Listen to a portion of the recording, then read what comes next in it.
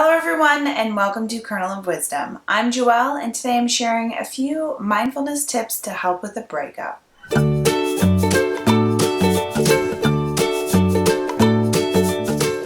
you're going through a breakup right now, I'm really sorry to hear it.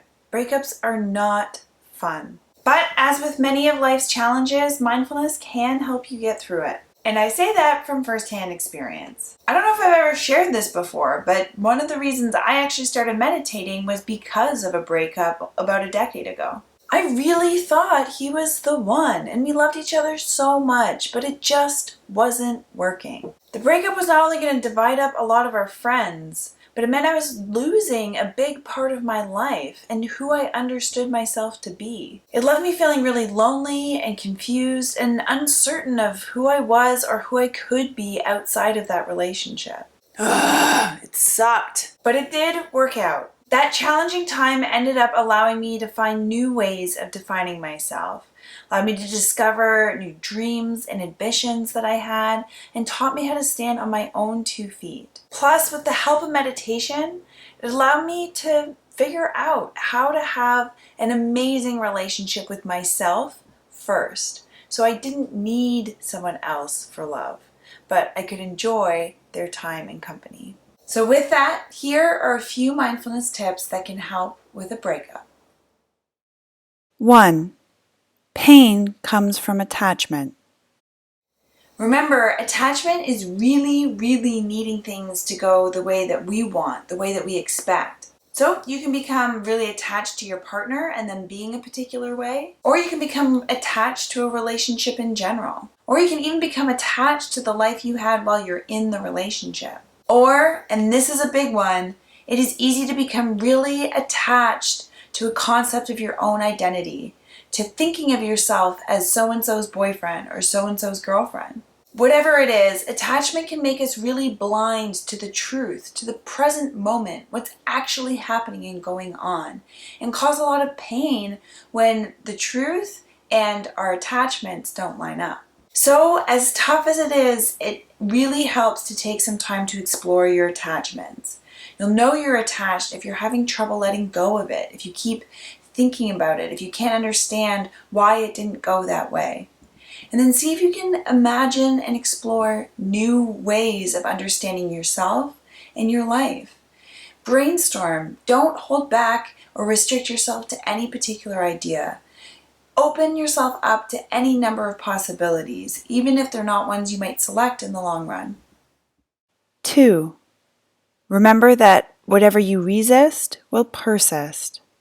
Resistance and attachment go hand in hand. When we're attached to a certain way of being or a particular outcome, we resist any of the alternatives. Resistance can come up in many forms. Avoidance, attempts to control, denial of truths we don't want to hear, obsessions or delusions. But resistance can also be an awesome cue that something might need to change and there's an attachment we might need to look at. So when you notice some resistance to something new, ask yourself the question, what might be good about this? There is always something good, even if it's really hard to think of at first. Releasing some of the resistance can be an amazing step toward releasing more attachment and being open to new possibilities.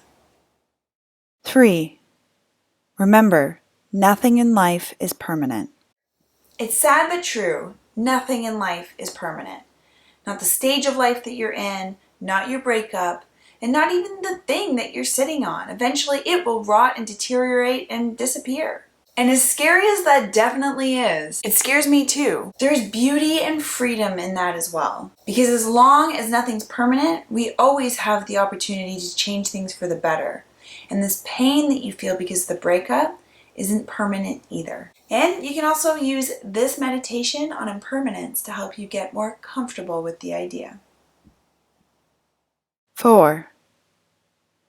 Remember that the most important relationship in your life will be your relationship with yourself. At a basic level, we are all deeply connected to every human being.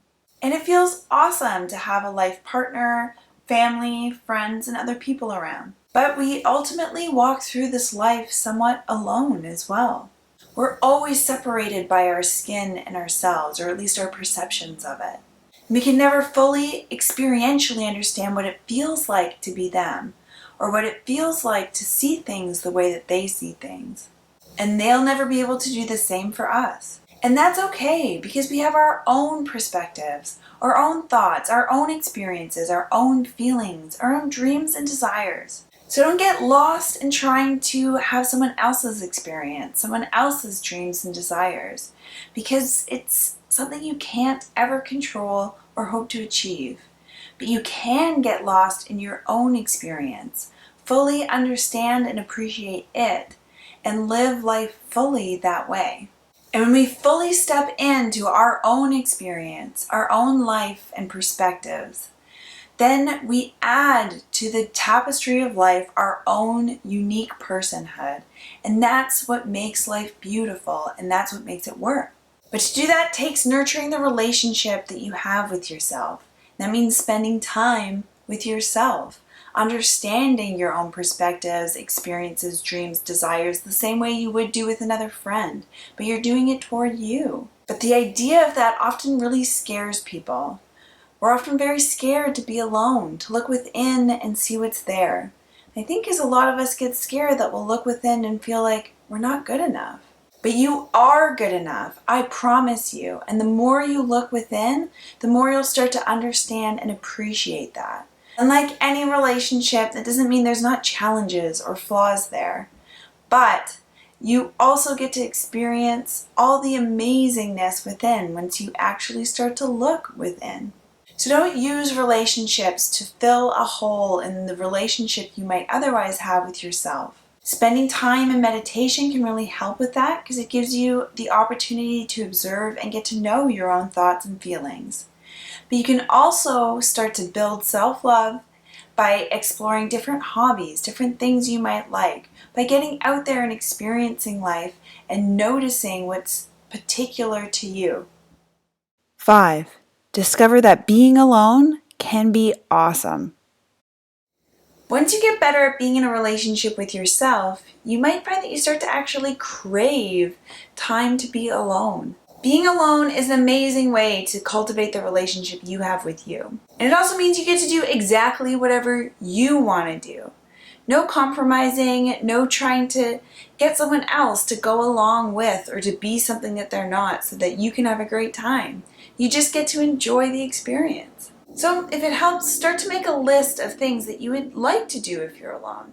If you did find yourself on your own for a night, what are some things that you might like to do? Start by thinking of stuff that you could do within your own home without going out and needing to rely on others, and then some things you might want to explore outside of the home that you'd feel comfortable doing by yourself or might be interested in doing by yourself.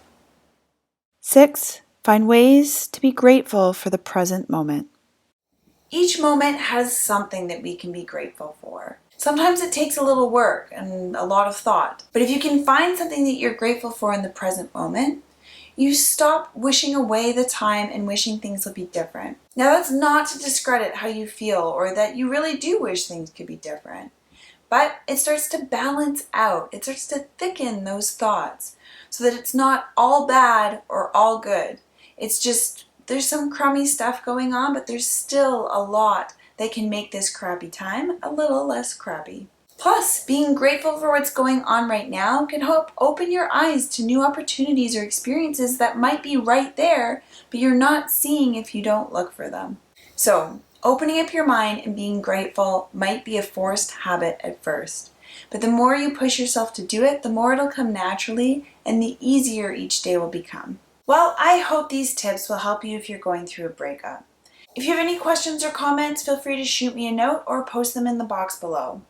Do not forget to subscribe for more Kernel of Wisdom videos, and have a great day and happy meditating. Bye.